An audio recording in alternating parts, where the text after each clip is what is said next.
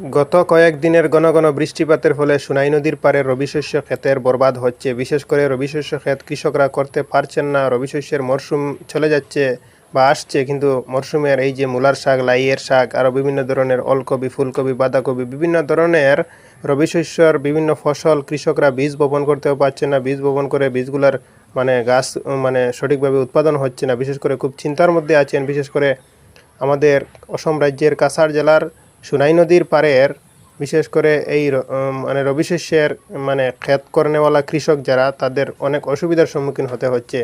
বিশেষ করে অনবরত বৃষ্টিপাত হচ্ছে। গত কয়েকদিন থেকে রিমঝিম বৃষ্টিপাত হচ্ছে, সকাল সন্ধ্যায় বৃষ্টিপাত হচ্ছে, দিনের মধ্যেও বৃষ্টিপাত হচ্ছে। তাই কৃষকরা অত্যন্ত চিন্তার সম্মুখীন হচ্ছেন।